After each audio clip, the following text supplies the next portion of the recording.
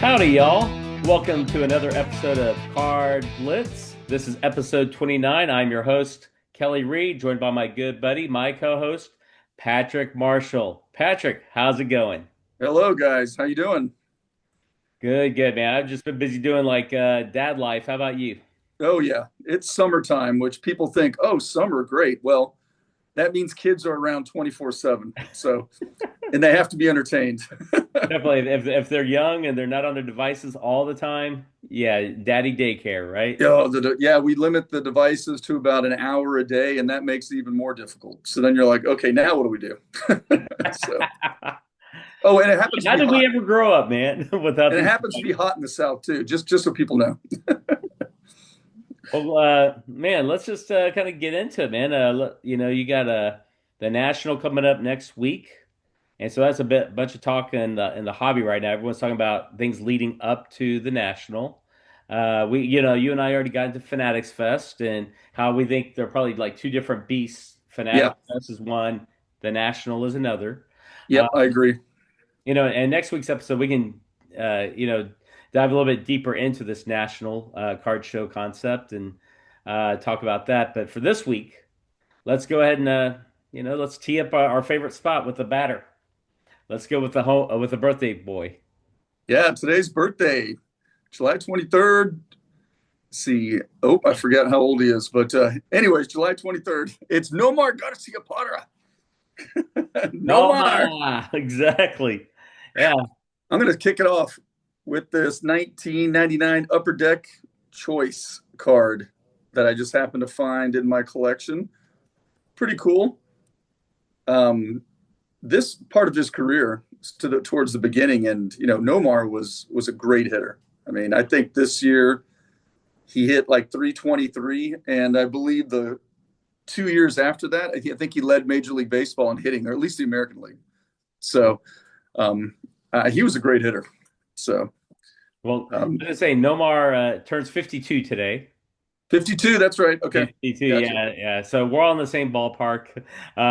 For me, when I think of Nomar cards and stuff, I've got this early. I remember he was like hot when he first came out, and I remember trading for like this classic autographed card of his Yeah, nice. the day, and then you got this like 1996 Bowman. It looks like a Bowman Best card, but yeah, man. I mean, I love having this autograph from back in the day. It is so cool.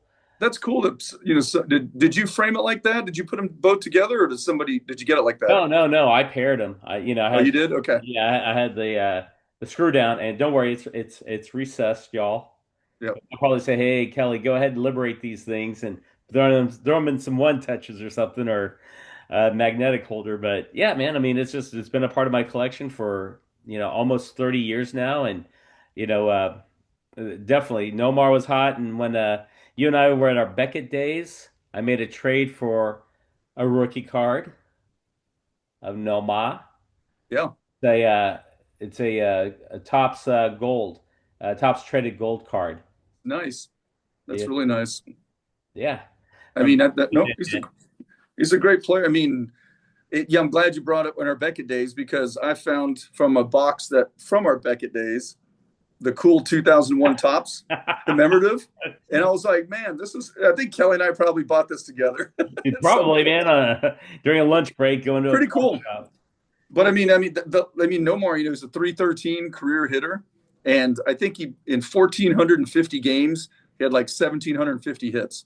It's too bad injuries kind of derailed his career, Mhm. because I mean he started off hot, had 4 or 5 seasons of over 600 at bats, was on a torrid pace, but I guess the legs and everything just kind of gave up on him, and unfortunately he never reached 2,000 hits or even 2,500 hits, which I thought he was easily going to do. Yeah, well, So if I remember correctly, wasn't it like a wrist injury that he had some trailed him for ailment. a bit, Yeah, and so that took its toll on him. And you're yeah. right, though, talking about. I mean, he was a hitting machine as far as like batting average Dude, goes. think about the risk of that quick, that super quick action he could get through. No ball ever got by him really. So when he was his prime hitting. So Definitely. um, And Red Sox Nation, I'm sure they were banking on him and Pedro and Roger Clemens, to definitely take them to the promised land. Yep, And that's right. next thing you know, he's getting traded, but then in return, Red Sox acquire some depth, and they do win a World Series. Yeah, well, Dustin Pedroia that year he had was huge. So I'm sure Red Sox fans got one, so that's good. Oh, I was gonna say, Nomar, if you're at home watching this and you want to talk cards with us, give us a shout, Nomar. You're always welcome. Yeah, awesome. What else you want to get into, man? Dude, us talk a little bit about. I'd like to talk about this Brett Lemieux guy Okay. and some of the the story I read in New York Post on that. You sent me that link and I couldn't believe it. I was like, wow. Um, All the you know, allegations and stuff, and yeah, I'm still kind of floored. From what I've read, they believe, like New York Post believes that his Mr. Man Cave website and storefront sold 100,000 Tom Brady counterfeits and some like 80,000 Kobe Bryant counterfeits into the market. And I don't know, some of those numbers are just staggering. I mean, I don't know if those are accurate. Obviously, this is recorded by New York Post, but over $350 million in sales from counterfeits. I mean, that's intense. I mean, I wouldn't think that Indianapolis would be the heartland of this kind of organization and this type of activity. But yeah, it was in was it, I think it was called Westfield, yeah, like Westfield. nearby Indianapolis. Yeah, some like 20 minutes outside. So in the burbs, quietly creating some type of counterfeit, you know, empire. So And it was, it was from what I had read on Sports Collectors Digest, and they had mentioned like perhaps there was like the authentication stickers, like so if you bought like a Patrick Mahomes jersey, yeah. and it says autographed and it's certified, it has a sticker from whichever authentication company that was also being replicated, the hologram stickers, and so it Oh, would, that's right. yeah. Yeah, and I read something on CBS Sports that for about 150 bucks you can buy an auto pen. And like just getting into it and having the just being so bold where you do a few, you make some money on it, and then all of a sudden I read on that CBS site that one turned into 10,000 just like that because it became an addiction for him. And so the whole enterprise just got bigger and bigger, and he got away with more and more over time. And I think this went through like 20 years. So it's it's substantial. When the FBI and the Justice Department are investigating you, it's pretty big. Yeah, well, So it'll be interesting to find, when everything's said and done, the amount of not only dollars, but the amount of items and how long it went on for, and when they release those findings, that'll be very interesting to read about and think about how that impacts us as a hobby. yeah, it's reported. New York Post, I think, again reported that when officials seized his warehouse or warehouses, they found like something like 500 to 750 million dollars worth of merchandise in today's market prices that hadn't even sold yet. It's just sitting there ready to be sold. I mean, that's pretty scary. I mean, if you're a dealer right now and you're a legitimate dealer and you come across these things, I mean, how does that affect the way you market yourself? Do buyers slow But also with down the on? national next week, Yeah, a lot of folks are buying, the authenticated items that that are supposedly legit of players, whether it be game worn or if it's autograph of some sort in person, and that's a big part of that show. yeah, like some like Aaron Judge. I mean, Aaron Judge is hot. I mean, the guy is on fire. It's the prime of his career. I mean, people are going to be searching for signed jerseys. They're going to be searching for certain parallels and things like that from him that are one of a kind, unique. I mean, does Yeah, that change the way people shop? I mean, or do they only go to maybe they meet up with dealers that they know at the National that are have been known in the industry? legitimate and verified and Yes, again yeah, over the years. But even then, if these dealers, if the forgeries and the fakes are so good and they're not able to differentiate what is legit and what isn't, like unknowingly they could make sales and yeah. believing, hey, this is a legit autograph, it's certified. believe in me, I'll back it up. That that's the key. Like, how will how will these dealers react when their customers say, "Hey, I need to double check, and if it does come back auto pinned or faked, what will the dealers do? Yeah, and Where do hobbyists go?" does all of a sudden there's an influx of Brady, Kobe, Judge, you know, Mahomes jerseys and memorabilia? Does it just get kind of flooded onto the market because people are like, "Whoa, I don't want this anymore. I'm Yeah. not sure if this is real." And then prices get driven down on some of that stuff. I mean, so you have a legit piece of merchandise, and all of a sudden it's worth half of what you paid for it 5 years ago. Or, I mean, Not even. Think about it. If yeah, it's fake, and look, hey, I'm going to show you two cards I acquired back in the early aughts that I thought, hey, I have legit autographed cards. I'm going to submit them to a grading company. And then they come back and they say, do not authenticate, did not pass. yeah, An acre wow, of Adano. And, yep, and I made trades for these back in the early aughts thinking those were legit autographs.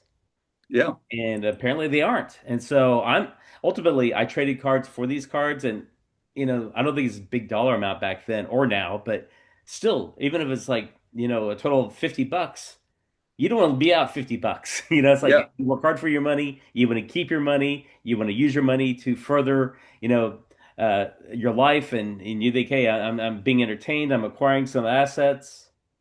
Not necessarily. So that legitimizes pack pulled autographs or in-person autographs if you're the person getting the autograph. yeah. And that links. I'm glad you bring that up because back in the day, I got Bobby Bonilla used to be one of my favorite players with Barry Bonds You with need to Andy Van. save that for July 1st, But man. I You need know, to but put on our it's CardBlitz still in Facebook July, so it's Bobby Bonilla month. page. No longer just But today, it's Bobby Mania month. but to quantify what you said, I mean, like going in person and getting this. I mean, I know that it's autographed. I would hope that I would take it or submit it, and it comes back as legitimate because I got it done in person. But now like if you don't remember what's in your collection or things you picked up over the years, I mean, maybe the normal collector like myself stops and goes, I don't think I'm going to submit that. What if it comes back as fake? Because in your mind, you don't want to be told that it's fake. Maybe so. Of course not. Look, trust me, when I submitted the Madonna autograph, it's like, look, hey, if you're thinking of like hockey in Dallas, and he is Mr. Hockey in Dallas, Yeah, Madonna, and no, I've got a fake. I traded like a poster for it. yeah. So it Well, wasn't a big dollar item, but I was like, trading was good. That was a good move. If that's you all I was dropped looking for. $100 on it, you'd be mad, or $50. Well, Like you said, yeah, you'd be for upset. early aughts, $100 is probably worth probably at least 200, 250 in today's dollars in 2025. So Yep. that's a good chunk of change, man. Uh, Yeah. let me ask you this, Patrick. So, do you think that this third-party authentication of like JSA or your Beckett or your PSA, like how do they move forward with authentication? Yeah, I think it becomes maybe more. I think the whole industry was kind of funneling their way anyways, and I think people were really. I mean, obviously, it's very popular to get cards graded, and Yeah, but I'm I also think thinking jerseys, mini helmets, photos. I mean, I think I the whole think they have gamut, to. man. Yeah, they have to take a look at. They have to make it almost like when you authenticate antiques, like the Antique Roadshow. You have to have experts at the top of their game. I think I would hope that internally maybe their training and their grading techniques get a little bit more stringent and harder. So I don't think that I hope this doesn't happen, but I hope that if you get a 4, say like on a 1958 Mickey Mantle, and it comes back a 4, and now you submit it and it comes back a 2, is the grading going to be even more difficult or harder? I mean, Well, or already over the years, grading companies have tightened their requirements for whichever grades they're issuing. right? But as far as authenticity of an item, where Yeah, I'm paying for their opinion. yeah, So, like, let's say your Bobby Bonilla card, you're like, man, I want to celebrate this because this guy means a lot to me in the hobby, and I got his graph in person. what if you're not the person that's making that purchase? What if someone else is purchasing that card off of eBay or Facebook Marketplace or whatnot, and Yeah. they submit it? Like how can PSA or Beckett or CGC, like we're paying for them to authenticate it. They're gonna Does it drive up? better Does it drive up the price of an individual authenticated item. certif like say an autograph like you're talking about of the Bobby Bonilla card? Does it drive it up to like $75? So maybe if you are that person who up to no good, you're like, okay, they already stopped taking. You mentioned that PSA stopped taking quantity submissions with discounts. I mean, are they SGC, going? that Yeah, SGC. are they going for more profit margins maybe because they're going to have more stringent um, grading, and thus they need higher quality graders? I mean, there's a price that's going to be passed on to consumer somewhere. Yeah, they're So no longer going to just rubber stamp. Hey, yeah, look, definitely the reputation of that company and that either sticker or the plate on the graded slab. Yeah, that yeah, that means a lot. You had mentioned the part about will they get tougher? Yeah, but how? yeah, How are they yeah, going to find more people that are able to authenticate? And then also conversely, you know, the forgeries happen because they make money. yeah. So higher prices, does that create more fakes? And with AI and auto pens and I know. dude, this is That's a crazy world we live in now. Thanks, 21st century. yeah, yeah. Our our intellect and technology is making things um, a little bit more difficult.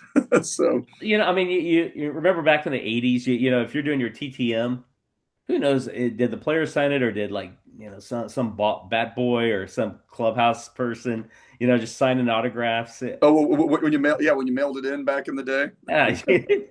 Yeah.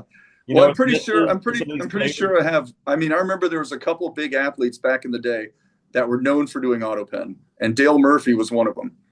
Hmm. And I sent some cards to Dale Murphy, and they came back, and they almost look, they're on different, different year cards, and they look pretty much perfect. So I don't know. I mean, if you have a real Dale Murphy autograph, maybe his autograph was just smooth, and he's great penmanship. But I don't know when you send it in, so I'm not quite sure of those. But I'd be willing to take the chance of getting it authenticated just to see, just so I know. We'll take So one of those and submit it and show us on yeah, show and tell on CardBlitz, man. yeah, And we will. do Yeah, it. that could be kind of fun. This is Yeah. going back to episode 29. Let's see. Well, hey, look, I showed my proof of the pudding. Yeah, I've got some that are authenticated, and I've got two that cannot be. They're not real autographs, and so I yeah, hold on to them for like a lesson learned opportunity. I'm not trying to sell them. I'm not trying to trade them, but I just want to know this is the process. This is what happened, and then remember that experience. yeah, yeah. No, it's I was gonna say, man, speaking of show and tell, do you have any other cards you want to show off? Because I was in Taiwan and I've got yeah. I got a ton that when I came back, man. So I opened, because we've been doing this weekly episodes. It's opened up some boxes of stuff that I haven't seen in a while, and Tiger Woods 75th anniversary Wheaties 24K gold signature Wheaties box of Tiger Woods. I thought this was really cool. I forgot I even had this.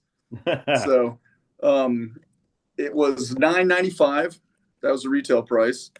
I actually worked for a company um, and got this free. So Nice. um, yeah, it was kind of cool. So I forget how I got it, but I looked it up, and it's probably the $10 back in 1999. I think it's about 15 right now. But it's Tiger Woods. It's unopened. I think it's super cool. So I wanted to show it off. And So the gold facsimile signature probably like makes you feel like, oh man, that is a beautiful graph. well, if you read right here, a certificate of authenticity. So I was like, wow, it kind of ties into what we're talking about today. So Imagine that. yeah, I thought that was pretty neat. One day, I don't think Tiger Woods' popularity is ever going to disappear. I mean, he's Oh, one of the greatest golfers ever on the planet. So my kids will know who he is. So that's a nice thing to pass down to them. So if I remember correctly, isn't he about like 49 years old? yeah, 50? he's not even. I mean, he's Somewhere young. around. Yeah, he's young. So He, we're young. I mean, he is. I mean, considering when he was in his prime and how young he was then, and how much he did in such a short period of time. Um, Do you think? Do you think? I mean, is there much left in the tank for him and the work? I don't think so. I don't think he could go through a grueling. You know, if he played Scotty Scheffler like head to head in like 3 years, I mean, could he make it around through four rounds?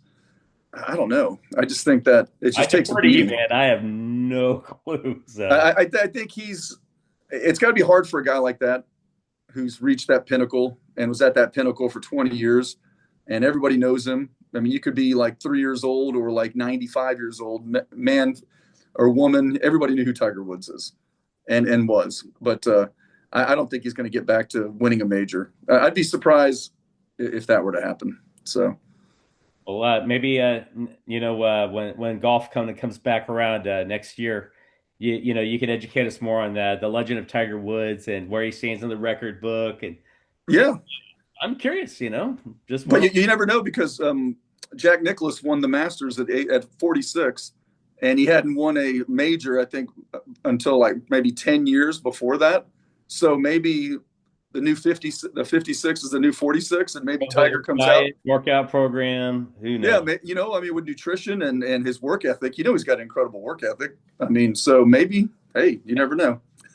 We'll talk more golf Yeah, next go around. there Uh, you go. while I was out, my buddy, and he's been on our show, Aaron Waxenfelter. He hooked me up. He knows I'm working on the 73 Tops football series, this whole set, and so he sent me Nice. the Vikings unmarked checklist here, and so I certainly want to thank Aaron for that. Um, Another friend of the show, Mark Ford from Stream of Card Consciousness. He sent me a Juan Gonzalez autographed card. Nice. And Oh, well, he knows me being a Rangers fan, and Juan Gon was the man in the 90s, man. So, Mark Ford, thank you too. yeah. Well, when I was in Taiwan, I found a card of my favorite band of all time, the Rolling Stones. Really? This is done by Panini. Dude, that's cool. Was that what kind of insert is that? What year was that? This is like a new set, I guess, that just came out. This Rolling Stones cards in a box. I guess you can put a set together. Maybe they have autographs. I don't know. Inserts, like you said. I'm just like, dude, this, favorite band. I got to get a card of my favorite band. What about a set of the top 100 greatest musicians and bands of all time? That would be pretty cool. Sure, Panini's gonna watch this video and say, "Hey, Patrick, that's a great idea." Dude, Take I'll it trade as you the money grab. Beatles for the Who. I don't. It's I a think 5 out of 5. I they don't think I came out. can. They came out with the Beatles set before. Oh, okay. Yeah, so you're right. But who knows, man? Another card I collected in Taiwan, I picked up at the card shop over there, and I showed off on our CardBlitz Facebook page. Is this one of Mr. Xavier Worthy? Yeah, there's some big things for him this year, I think. Yeah, yeah. I know Chiefs fans are excited for him. The rest of the AFC probably not so much. Right. I got a Caglione card, so Oh, it's like okay. glittery, pretty rookie cards of his. Some speckle refractor thingy. Yep. Nice. The big one when I came back is from Roger the Dodger. As you know, I'm working on my run here. Yeah. 7. That's well centered right there. That's nice. 1974. And on the back, I didn't realize this. Those cards back then, they had like a game. So I guess kids would play against each other with their cards. Yeah. That's pretty Two-yard neat. gain, interception, fumble, touchdown recovery. So yeah, I'm missing three more cards for my Roger run. Slowly putting it together, man. Sevens and higher. I wonder if there's a stack. You get a stack of those cards, you shuffle them up, and then you just flip over one at a time, and then you keep score. Yeah, And you're well, like, I was oh, an old school collector and ask, yeah. hey, I had to punt away. All right, 1st and 10, interception. Oh, back again. exactly, dude. Who knows, man? Speaking of autographs, I was going through eBay and I started thinking about like cards that are like dual autographed versus a single autograph or triple autographed, and Yes. wanted to kind of get your thoughts on like what do you think of that, man? Do you like having a card that's dual or I'm triple or I'm curious. I mean, I mean, obviously, if you're going to have dual autographs on the same card, it's going to be two spectacular all-star, all-pro Hall of Fame players, or some nature. Like the caliber of both players is going to be high. Love that, but sometimes it doesn't happen, man. I mean, Yeah, think about it. If you're, let's say you get a Luca autographed card with some other schmo from like his draft class, how do you feel? You're like, hey, Luca's great, but this other guy, not so much. Or taking your Tiger Woods example, and then some other no-name golfer yeah, is yeah, coming up, and they're like, hey, you're in the, was it Live Golf League? It's like, who cares? I like Tiger. Do I really need to have this other guy on that?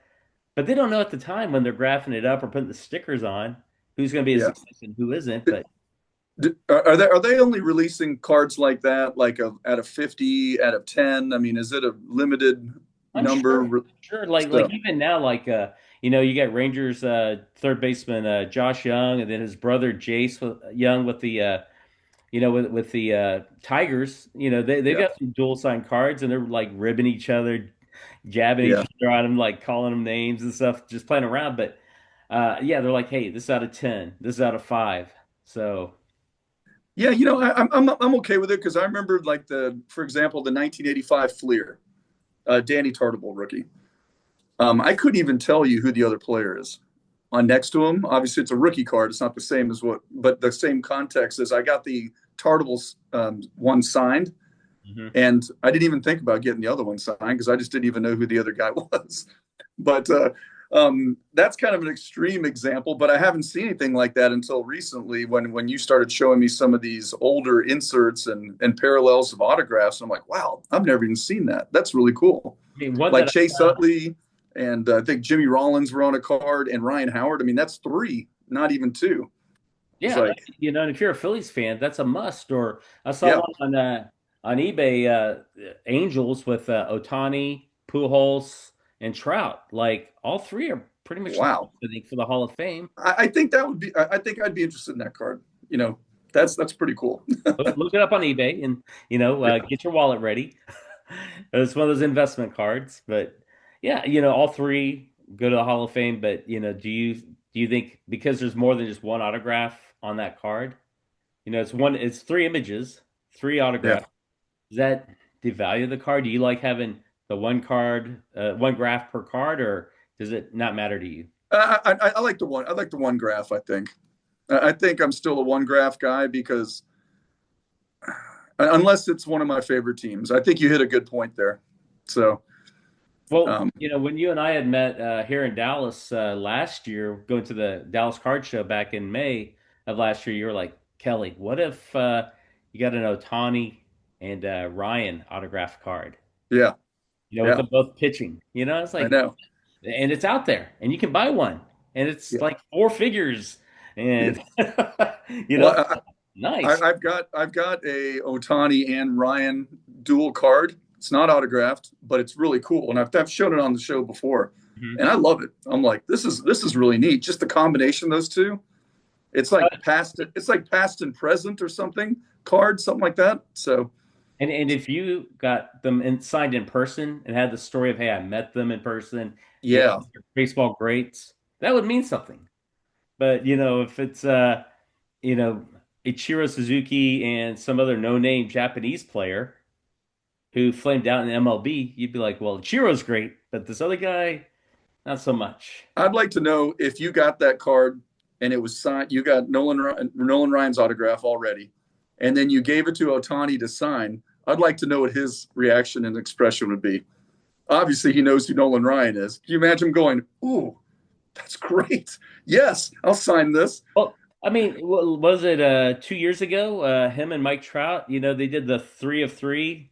He gave one to Otani's interpreter. Trout got one, and Otani kept one.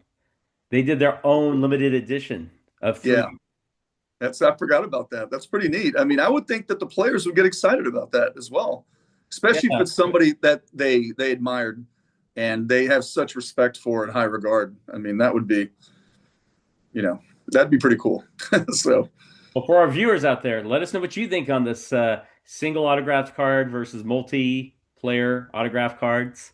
Let us know your thoughts yeah, in the comments or email us at comments at or info at blitzweekly.com. Info at blitzweekly.com. We're kind of running up against it, so let me hit you up with the Stump Patrick edition. Ooh, all right. All right, for Bobby Bonilla month, right? Okay. All right.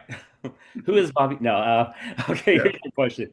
Which baseball player has won the most MVP awards in MLB history? Which player has won the most MLB awards? Is it A, Teddy Ballgame, Ted Williams?